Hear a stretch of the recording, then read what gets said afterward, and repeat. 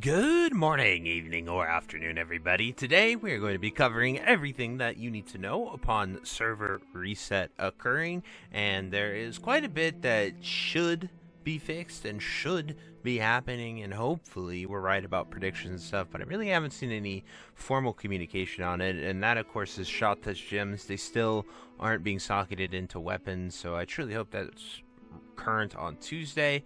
But I think that was a choice they just made and then didn't tell us about it. So I don't think it's a bug. I definitely told them about it quite a while ago, and so I hope we're right about that. So we'll find out hopefully when the server comes up and if those Sha Touched Gems can be put in. But as far as it goes, there really isn't anything super urgent or exciting. Just things to plan for the future. All 3 raids are out. Celestial Gear does not come on the vendor until next week, the 16th. So there's nothing too crazy with that. That'll be the Toe Celestial Gear, so you'll be able to get all Sha Touch weapons.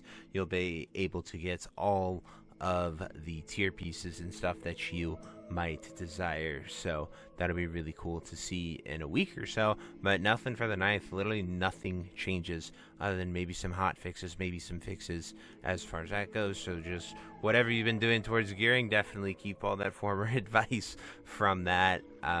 It's all 3 raids are out with MSV, Heart of Fear, Toes.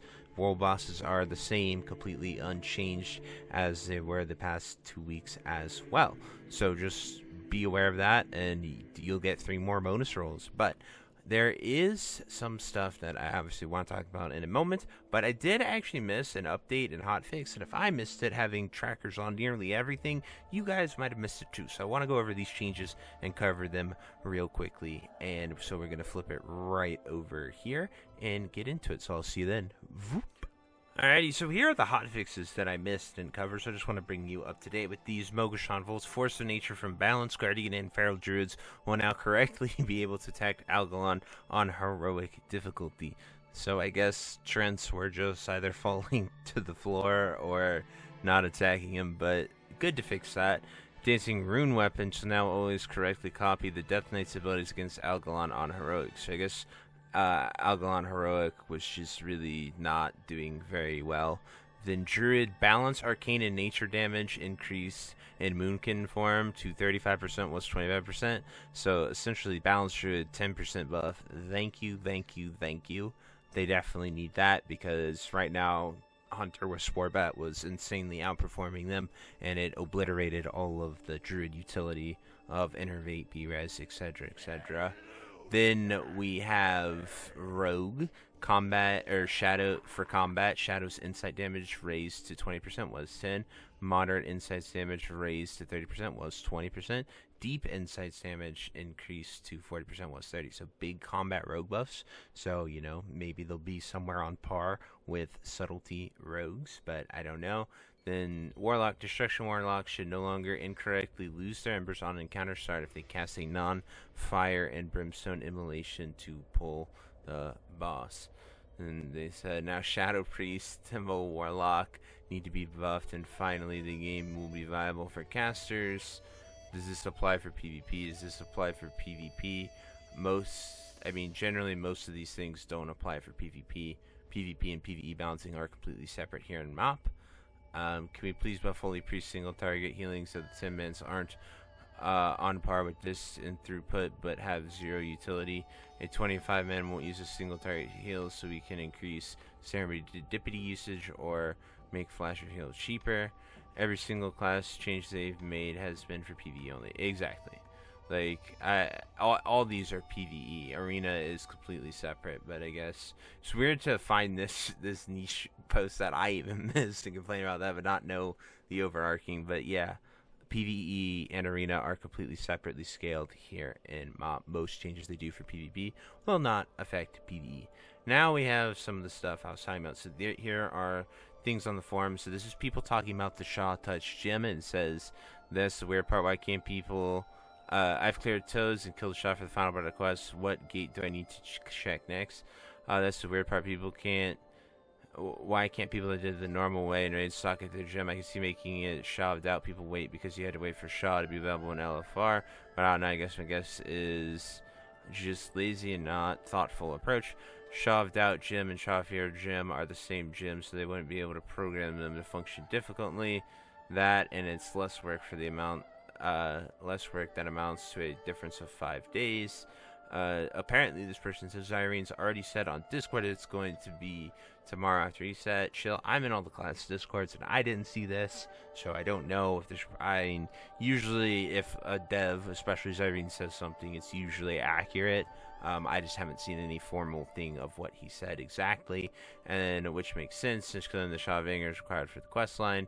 With Blizzard allowing players to do Sha of Fear and Temple, it's illogical for them to lock the gym until tomorrow. This ensures no one can use a Sha-themed weapon in tows before clearing it as originally intended. I get it, it does suck not being able to equip your gym when you already have both your weapon and the gym. I got my Druid Staff last night but couldn't equip the gym. At least tomorrow I'll finally be able to do. If you see me the link for the Discord, I'd love to see the Discord post.